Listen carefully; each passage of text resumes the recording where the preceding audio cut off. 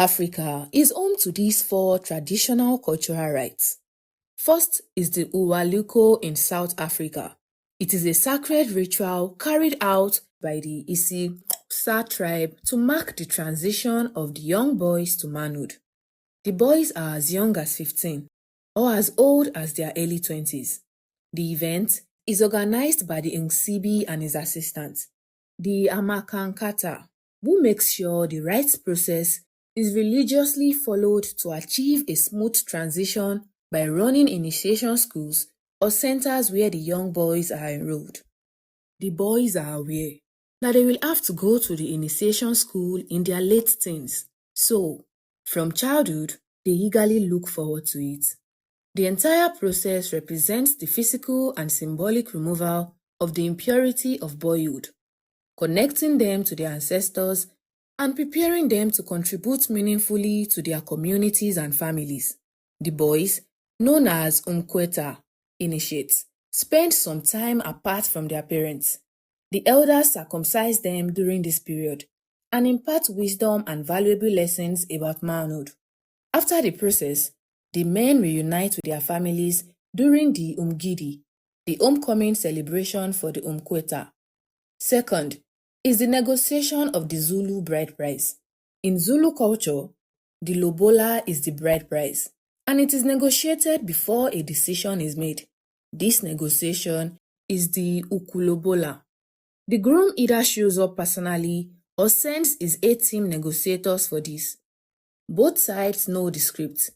They discuss the bride's price with the delicate touch of international peace talks combined with the strategic precision of championship chess. The goal is to strike a balance where both families feel duly respected.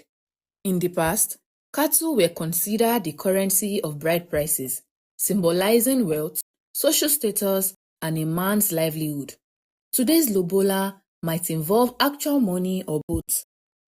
The lobola has always been more than a financial transaction. It is an economic poetry to the bride and her family. It is seen as a gift given to the bride's family as a symbol of appreciation and respect.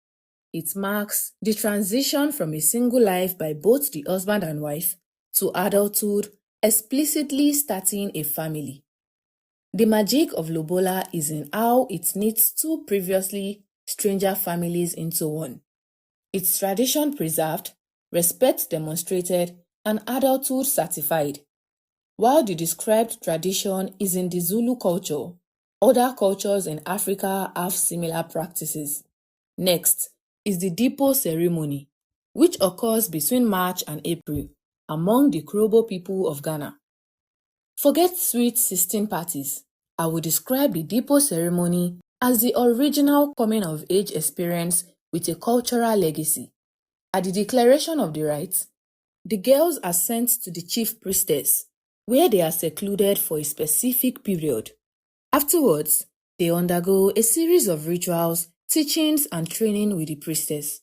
The first part of the ceremony includes purification rites, where they are bathed with special herbs and blessed by the priestess to clean the body but prepare the soul.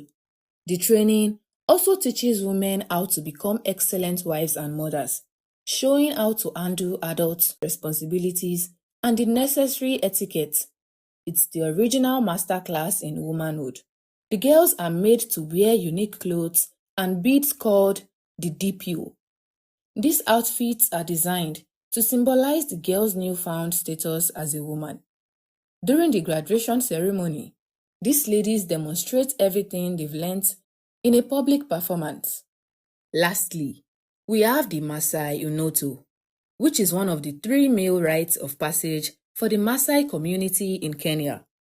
If you think your 3-step career path is complicated, know that the Maasai have a 3-part manhood program that makes corporate ladders look like playground slides. First comes Enkipata, which is a warrior bootcamp.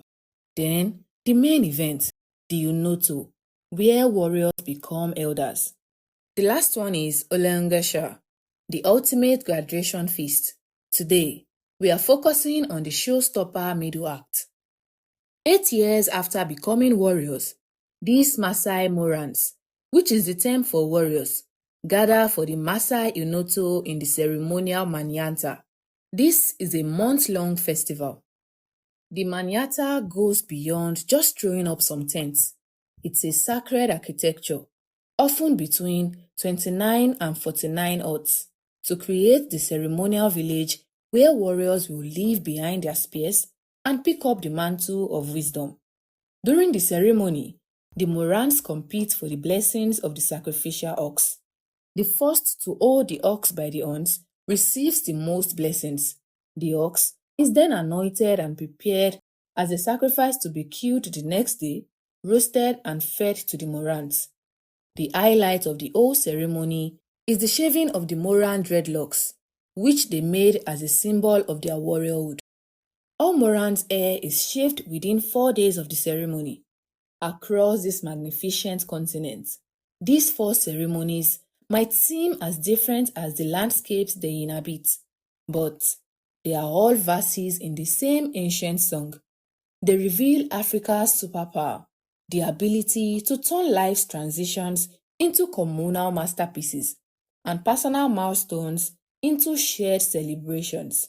Perhaps Africa's greatest strengths involve having a mix of amazing traditions that transform me into we, as they turn up for each other, celebrate each milestone like it's everyone's victory, and treat personal growth as community treasure.